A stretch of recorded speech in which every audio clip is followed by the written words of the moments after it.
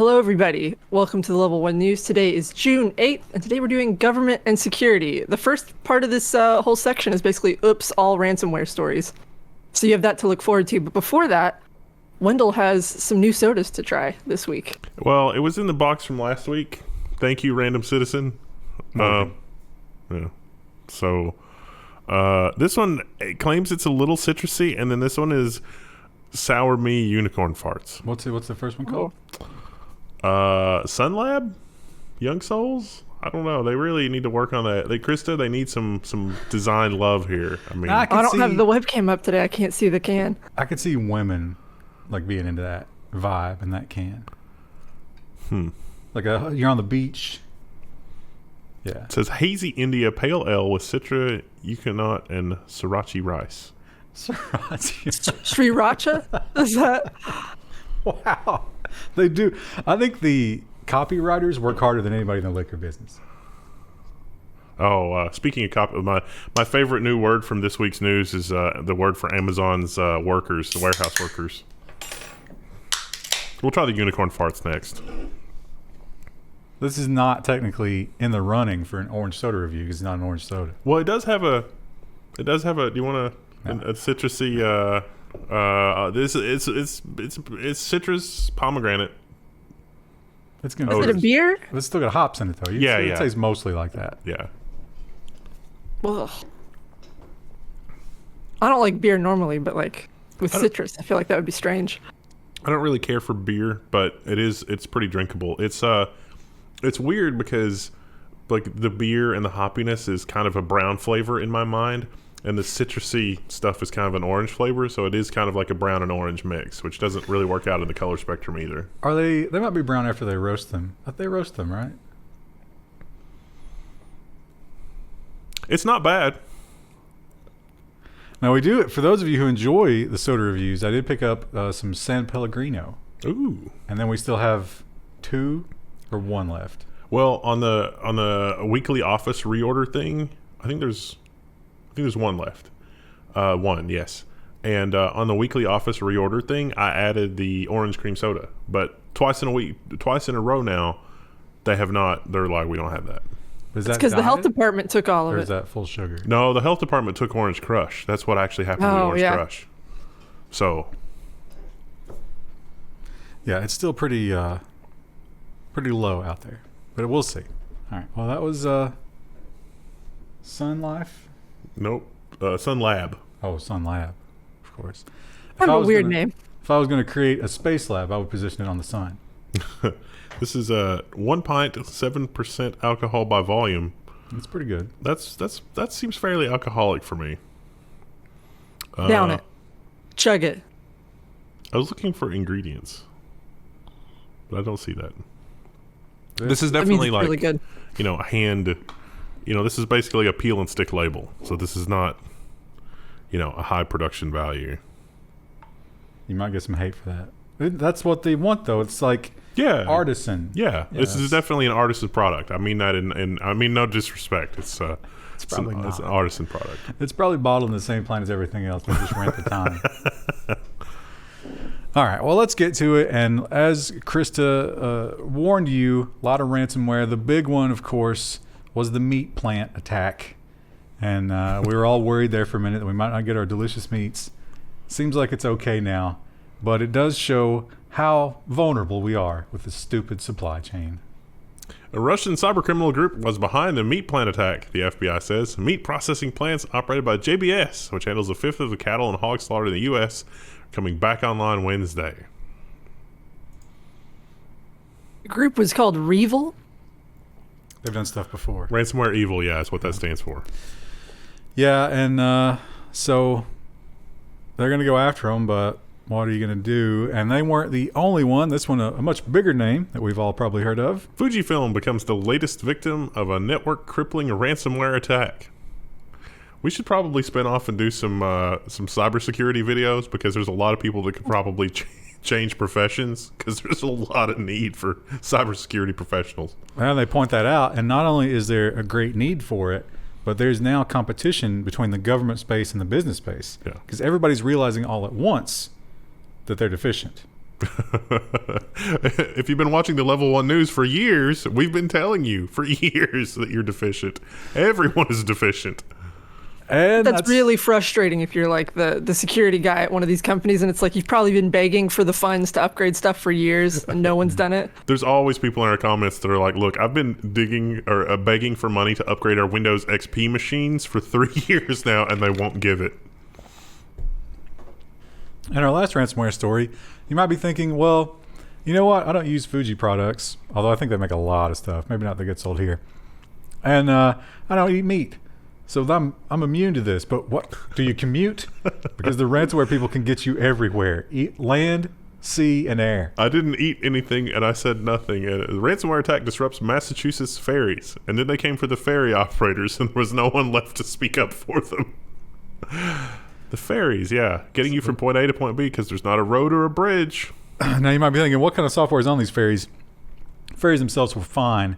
It was the ticketing system that was down. Or at least it wasn't Flash, like the train that was shut down in China because of the Flash end of life. Whoops. Yeah. Oh, oops. Yeah, well, we already talked about this one. Top meat supplier is the victim of a cyber attack. This one's from Axios. It actually does have some information in it that the other article did not have. Namely that they actually had some reasonable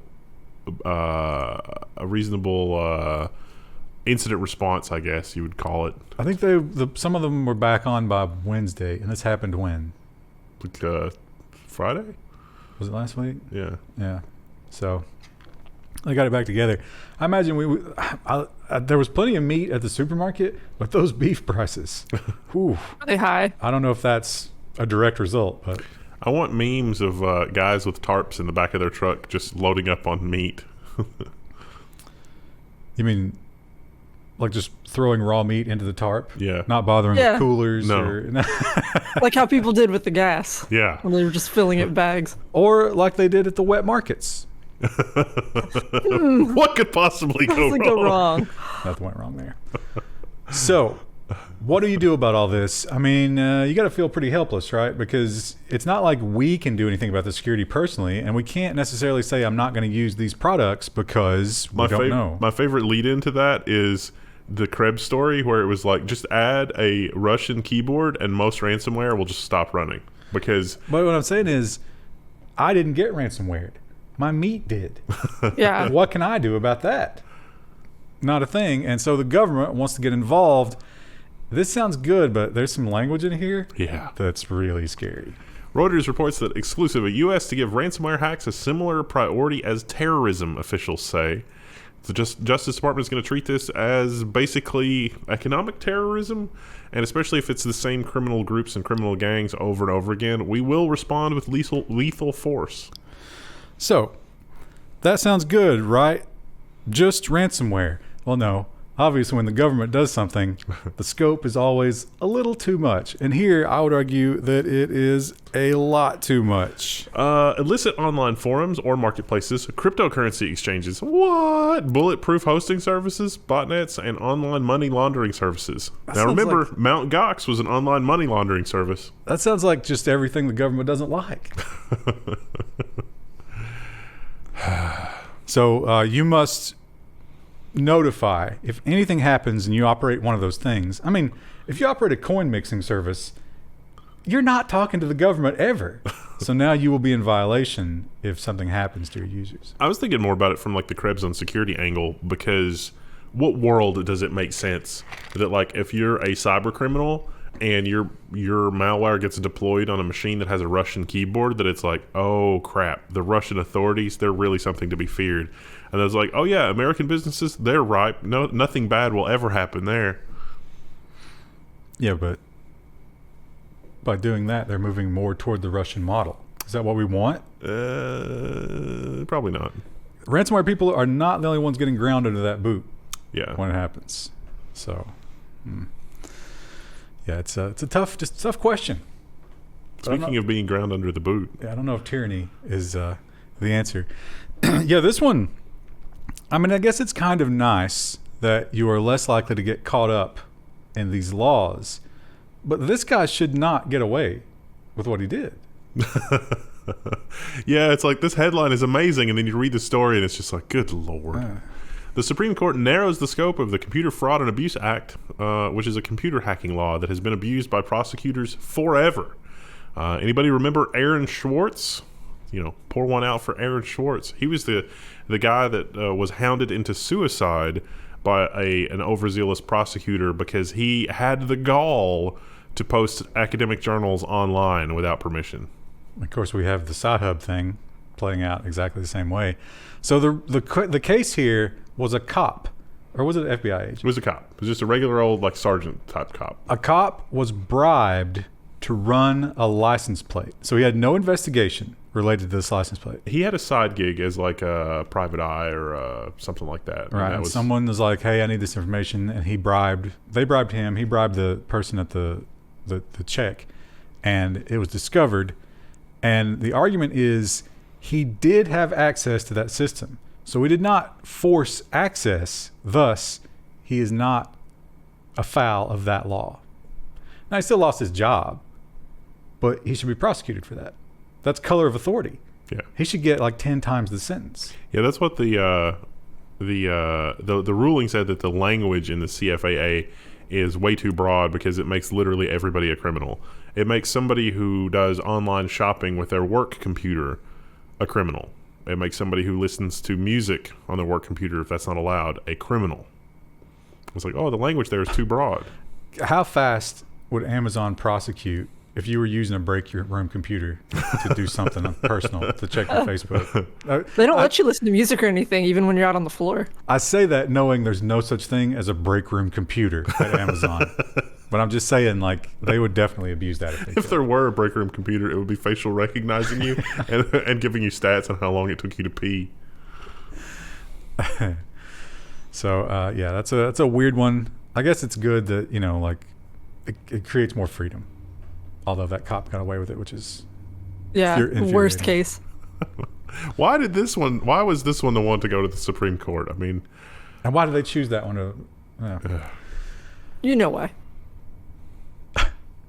So subscriptions. Now, you remember a while back we talked about the dark patterns and the hard to unsubscribe things. This article doesn't mention that law that makes it's supposed to be, you make the unsubscribe as easy as the subscribe. But a lot of people in the comments at that point pointed out some of the difficulties that they had. And I think I mentioned Luna Plus, and somebody was like, oh, I can't get away from Luna Plus. I did it yesterday. It's literally one click. You go to your subscription page, you cancel. They fixed it. It gives you the rest of the month. I don't know if they fixed it or if that was just bad info, but they aren't as bad as some, but there are definitely some that are absolutely terrible. Some of these apps. Yeah. Oh, it's disgusting. Federal officials are going to clamp down on deceptive subscription marketing at a broad range of firms. So finally, there might be some federal law that makes it easier to unsubscribe. The article does cover things like European people have an easier time with some of this. The article, strangely, it mentions some laws that were enacted in the past to try to deal with aspects of this, but strangely, and it talks about laws specifically in California, but it doesn't really talk about a couple of the laws that have passed, one of which was in California, which is basically that if it's one click to subscribe, it also has to be one click to unsubscribe. Or if you have to fill out 7 forms to subscribe, then it's okay to make somebody fill out 7 forms to unsubscribe. That's fine. I gotta think this is gonna be the same kind of situation with a lot of the ransomware stuff. The biggest offenders here might not be in the U.S. Yeah. So what are you gonna do about it? Yeah. I guess it's easier to just turn off that payment and not face consequences. Yeah, if they're in the Apple App Store, you just ask Apple to turn their app off. That's one way to do it. Yeah, you're gonna just call Apple up, get them on the phone. Is that what you're going to do? Well, I think that the federal government will have no problem convincing Apple to do that, seeing as how they're No, what I'm saying as an individual. Oh, yeah. If you stab somebody at the Apple Store, you might get their attention. Maybe. And Amazon warehouse workers, I feel for you, because I imagine this unseasonable heat is no fun in an Amazon warehouse. They don't cool those things, right? Other than big fans. Yeah. Because it would probably be too expensive. And not only that, but also because of your healthcare bills. Amazon warehouse injuries 80% higher than competitors, a report claims. This report breaks down the number of injuries per 100 full-time equivalent across warehouse businesses and all employers in general. And yeah, it is significantly higher. One question that I had was, I don't think that the warehouse jobs are necessarily apples to apples. So non-Amazon warehouses, like, what does that look like? Are they as high volume as Amazon? Are they as much traffic as Amazon?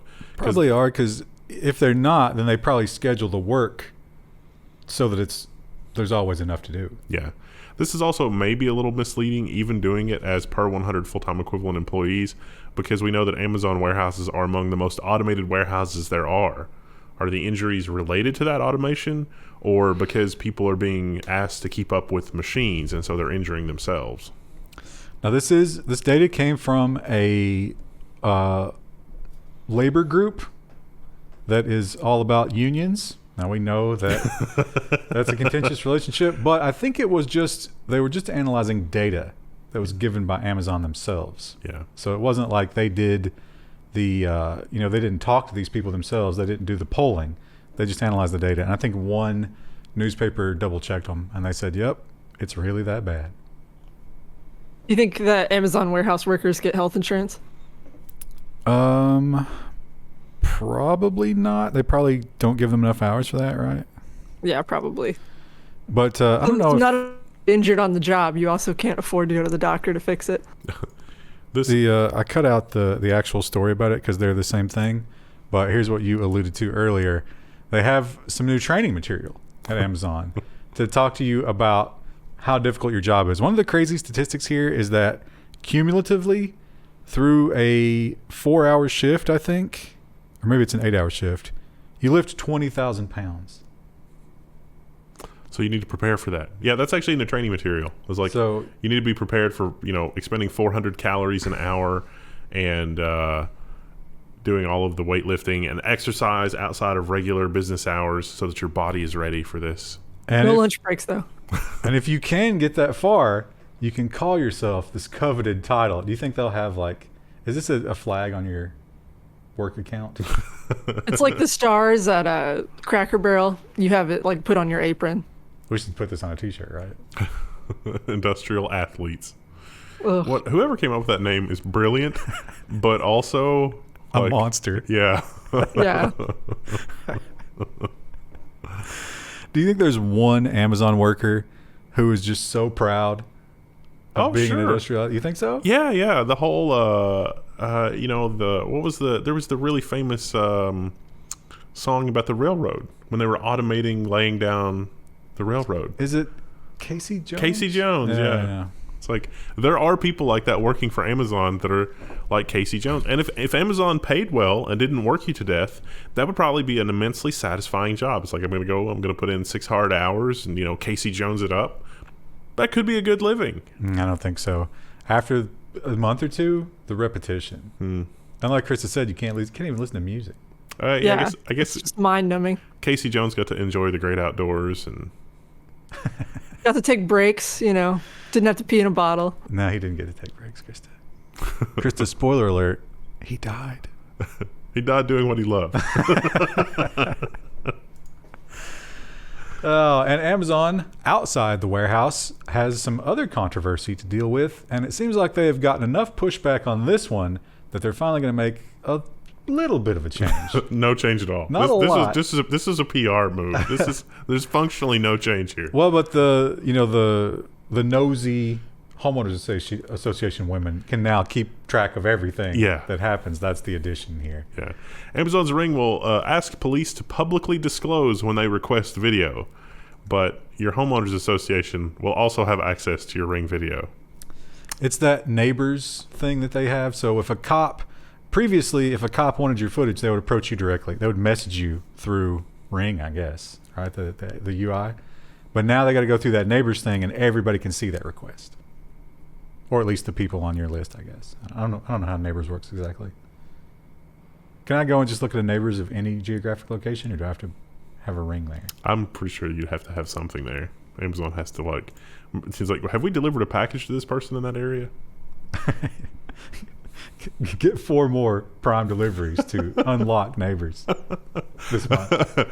That's weird. It says that my neighbor Xi Jinping just got some seeds. I don't understand. Oh, they're requesting access to my cameras. Sure, I guess that's fine. And we have talked a lot about these wide net searches that go on just because you happen to be in the vicinity of a place during a committed crime. And now that we're all connected all the time, they can easily know that you were at a place, and they can begin using all sorts of terrible searches against you, and you would never have a clue about it.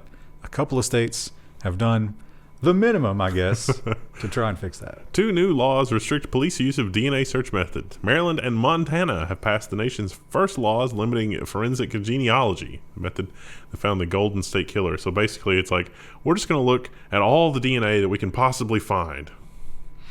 Now, I think I might have this backward. It's Maryland and Montana. One of them, you just have to have a warrant. So if they can convince a judge, they can still do this. But the other one had a lot of limitations on, like, you can only use like 23andMe and what's the other big one? Ones that have an existing relationship with law enforcement. And people get notified if all of a sudden you're just looking into their DNA. Well, if PCR gets cheap enough, they're just going to install equipment in the sewer system and be like, yeah, we keep getting DNA hits for some of the, familial DNA, at the corner of Las Cruces and E Street or whatever. And it's like, okay, somebody in that area has the DNA that we're looking for. So what we do then is we start a crowdsourcing initiative. At every major concert and venue or whatever that people would travel to, there's a bucket. A big bucket. And then you collect all that, and then you drive to various locations and you unload a little bit of the bucket. What would be the name of the group that ensures that our personal freedom by taking random dumps all over the U.S.? The Yellow Lanterns. Wait, taking dumps? I was just talking about urine. I guess we could do both. It would be much more disgusting. The Brown Lanterns. Yeah, that's what I was thinking. The Brown Lanterns. There's the title. And in Florida, Florida and Texas have taken a completely different path with the crisis that we're in right now. And a lot of people are championing that, but in the beginning, they might have fudged some numbers. And when I say might have, it seems overwhelmingly obvious that they did. And they made some other really bad mistakes in terms of freedom that maybe finally are getting unraveled a little bit. Former Health Department employee Rebekah Jones, remember her? Granted official whistleblower status. Now, if you haven't been keeping up at home, this is the lady who was, reporting that she was asked to, fudge the numbers on the Florida dashboard, and she didn't want to, and eventually she was fired for quote unquote for insubordination.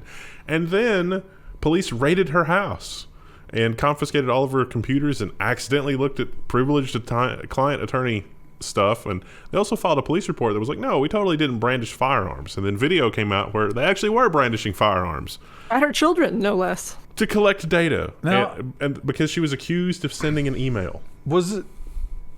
Is the timeline that she was not part of that program anymore, Right. when she blew the whistle? Yes. I wonder how much that entered into the Supreme Court ruling, because if they didn't add that caveat, this would have invalidated her arrest. Yeah. That's interesting. Yeah. So this does not absolve her. She's not going to get out of her court case, but it does give her whistleblower status, which is supposed to protect her identity. But that cat's out of the bag, isn't it? Yeah, we all know who she is. She may be entitled to back pay. Like they may not have been permitted to fire her for the concerns that she raised. It's like, we're asking you to do this. If the insubordination is determined to have been that specifically, she might be getting quite a payday. And rightfully so. I really do think that Florida, even if she's the type of person to like obsessively be like, no, I'm not wrong, and not let anything go, I really do think that Florida has screwed up big time here. So if you love the heat, if you can't wait to get out and enjoy that hot summer weather, I know a place you can go. Well, you'll experience a beach scene like you've never seen before.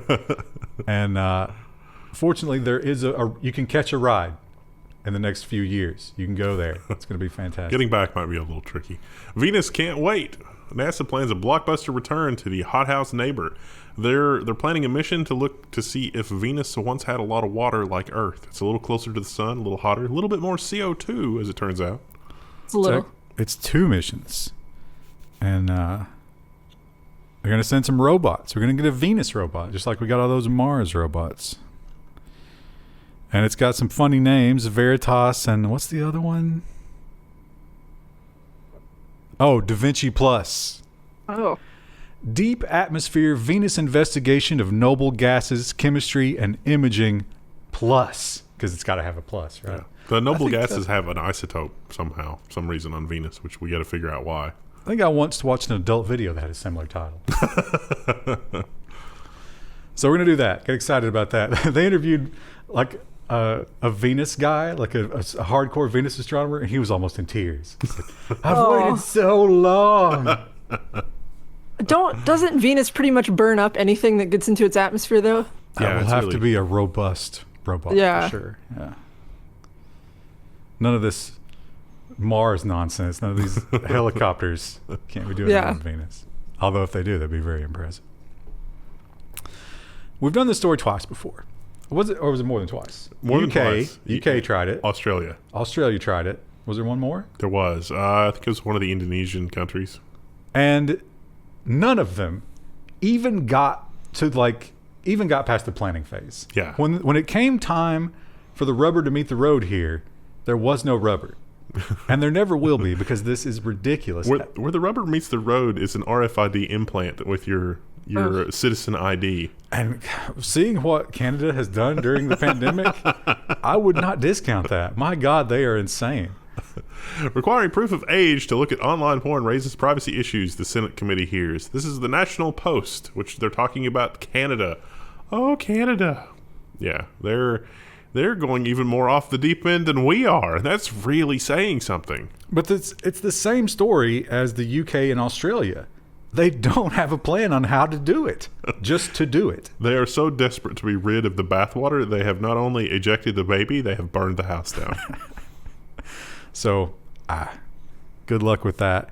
They are the potential ways of doing it are just like the ones that have failed everywhere else. So I don't know. Oh yeah, in Utah, we have this in Utah now. Oh right, yeah.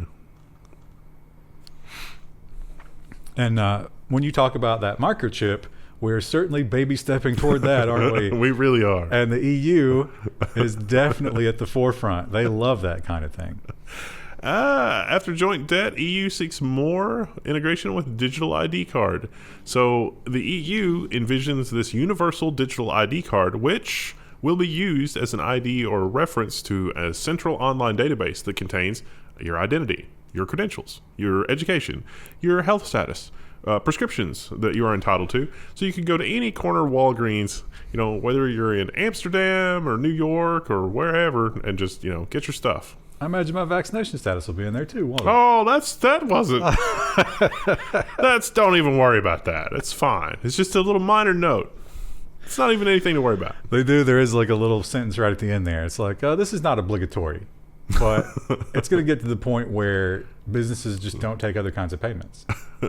So what are you going to do? You just get a Is little. this any different than like your license here in like the U.S., for example?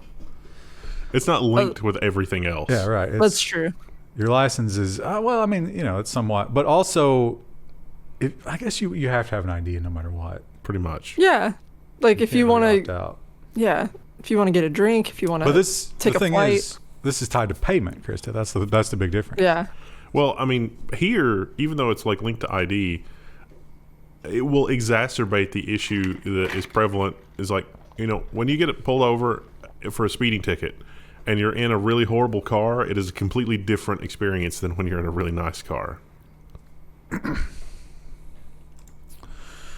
Well, the U.S. and the EU like to share data. They like to share their citizens' data with each other. The governments, I mean, not, the citizens actually sharing information with each other. And the U.S.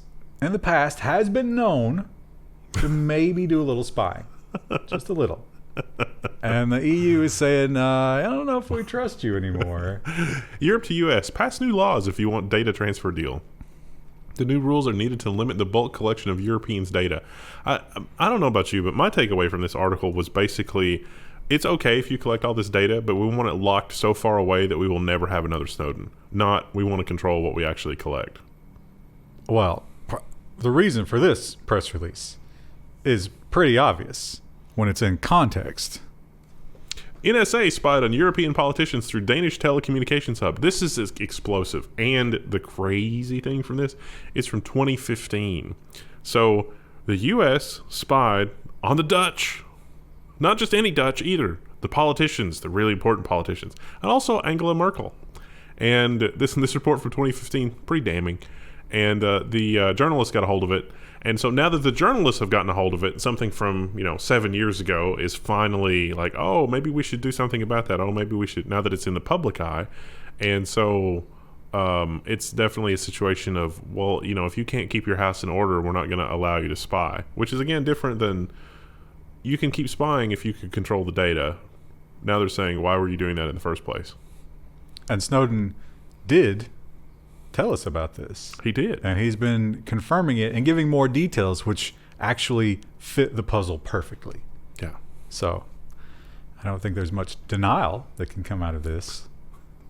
We just needed to make sure that Angela Merkel was not a secret lizard person. Wonder if they got any data there. It's perfectly innocent, I promise. No, it's totally fine. And the EU, it seems like all of a sudden they're not playing around with spies. They're like, hey, we got to do something about this data. We're getting pushed around by these, it's like that picture where Batman and Iron Man are fighting, and the little Spider-Man's down there, and it's like they're throwing money at each other. So it's China on one side, the U.S. on the other, and they like to spy in Europe. Huawei ex-director on trial in Poland on China spying charge. Yeah, this is gonna this trial is gonna yield all sorts of really interesting nuggets. So he was arrested. Now this is when you say Huawei ex-director here, they're talking about the ex-director in Poland. This was Huawei Poland, and so he had a guy on the inside, and they were getting contracts, and they were giving them really nice prices and probably good service. But the secret was they wanted to know what was inside those networks. And now that they had their stuff in there, Poland claims at least that's why they did it in the first place. Yeah. So he's been locked up for 6 months. Or maybe it was more than that. It's pretty brilliant, really. I wonder if Cisco gave him that idea in some other country working with Cisco to get Cisco gear everywhere. Surely that wouldn't happen. Surely they wouldn't backdoor the entire encryption algorithms for money. This is May 27th. I couldn't remember. I remember we talked about something like this. I don't know if this is the exact No, story. this is the new one. Yeah, so it's not the first time they've done this, but what they do is they kind of honeypot these freedom fighters by pretending to be freedom fighters themselves. And if you can't trust that, then I don't know what you do.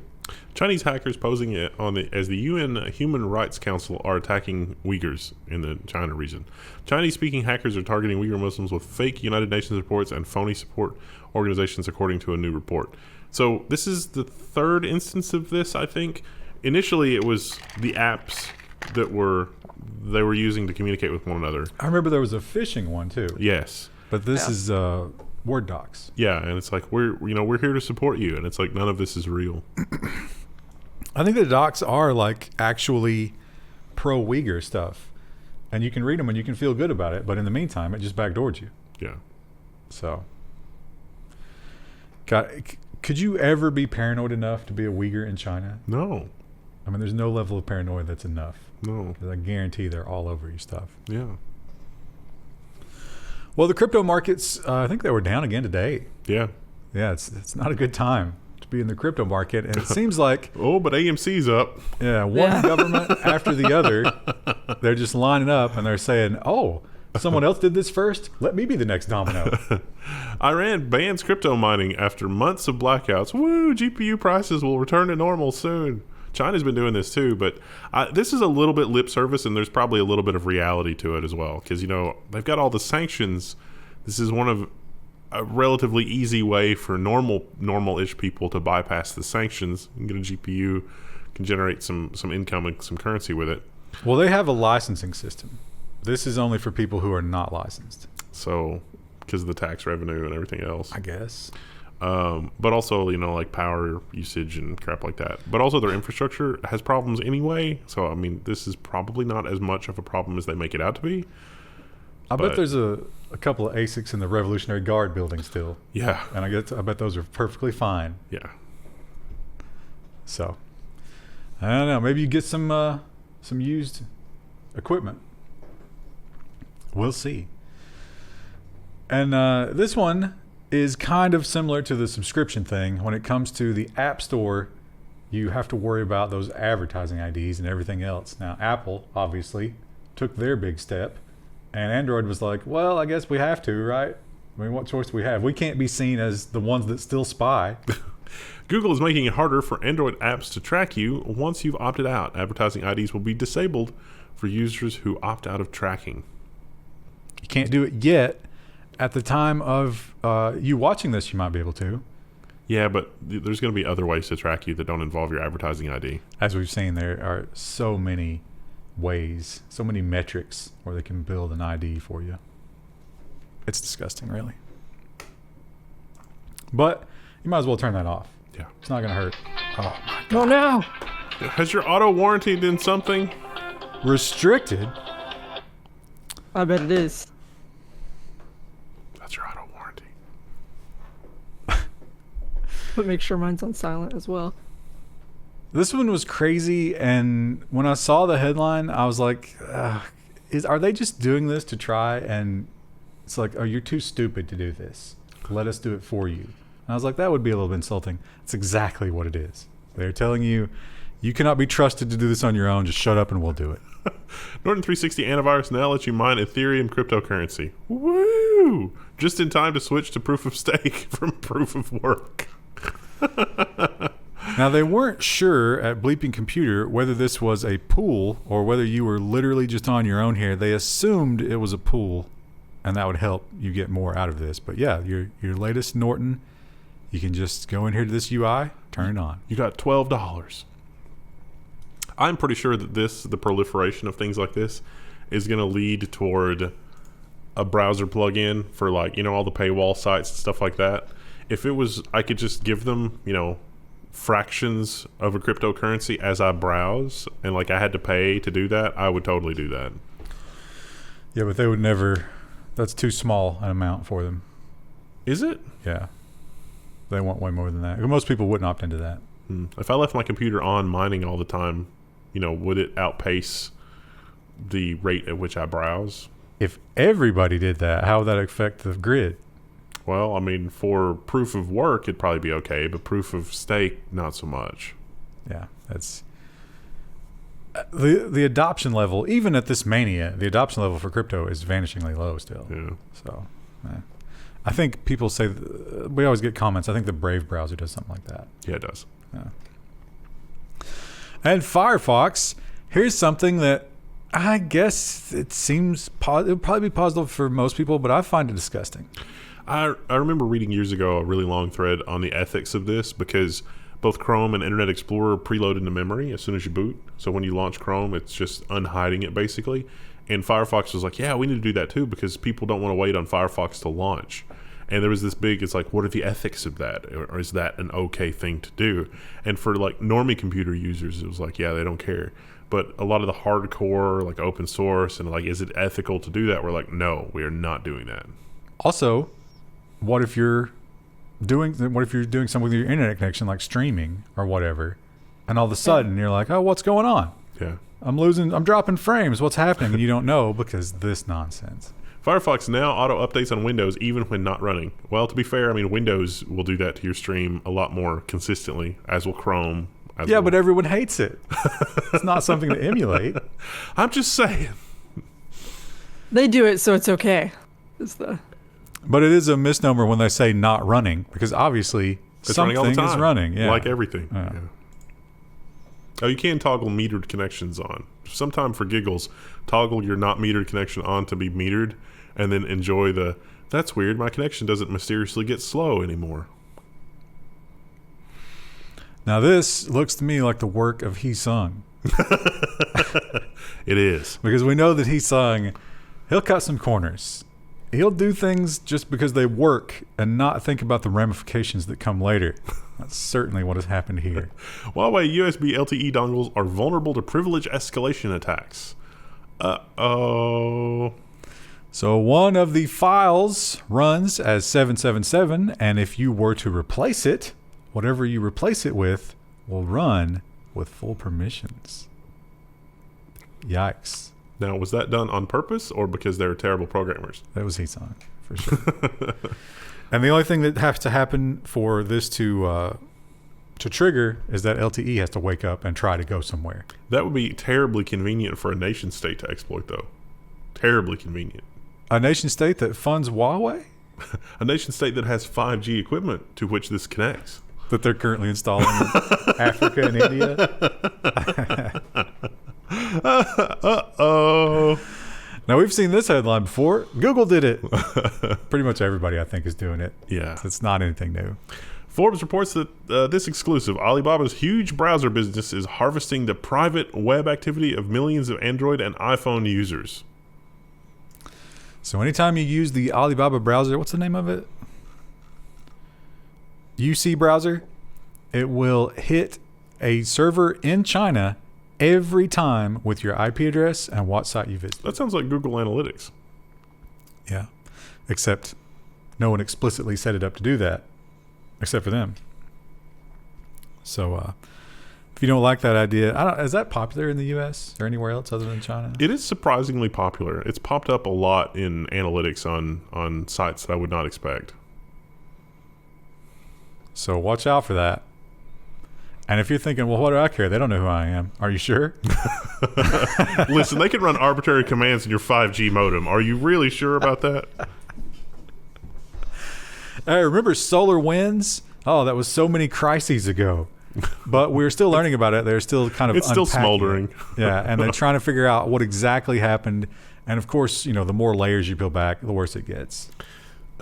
Security Week reports that poison installers have been found in SolarWinds Hackers Toolkit. And so what this is these are installers that are not, it's not correct to say that they're infected with malware, but defects have been introduced into the installer so that when the installer installs the thing, there are holes that are left, like that 777 file. Like something was very changed in a very subtle way to sort of leave a way in, potentially, that was not there originally.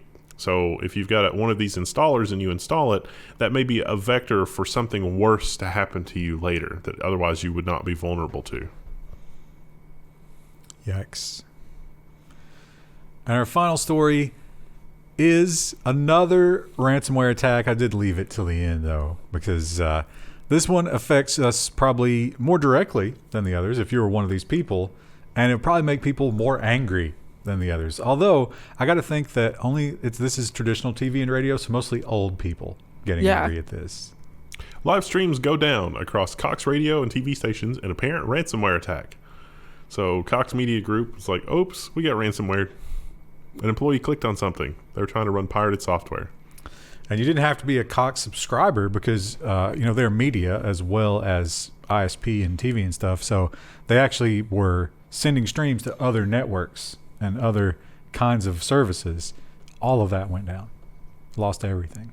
Oops. There was a tweet here, and it was a local news station. Oh, yeah, take a look. The local news station had not missed an episode in something like a decade. And they had to because of this. Oh, the first time in a bunch of decades, WSB TV is unable to be on the air. There's probably some old person who was furious about that too, and like their grandkid was there trying to explain what was going on. They were just turning over tables. They should have done something creative, like had an old-timey radio hour, or had somebody like, an announcer describing memes or something. I think they probably have an agreement not to broadcast their own stuff, right? It's got to be Cox's stuff. Is it like the Sinclair broadcasting thing where all of the announcers said the same thing with the same intonation? Probably, yeah. They said they own like 57 TV stations and radio stations. And they just changed that law, remember? That's horrifying. You can buy more now. Yeah. Well, how far did you get on that brew? About halfway. What do you think? Final verdict. It definitely quenches the thirst. Has it taken the existential dread away a little bit? It is, yeah, a bit. I think you're not pounding it hard enough for that. Mm-hmm. All right, tomorrow is business and I don't remember, but it's exciting. Long section, right? Tomorrow's a long one. It's a long Wednesday. Yeah. Get hyped for it. Right. Bye.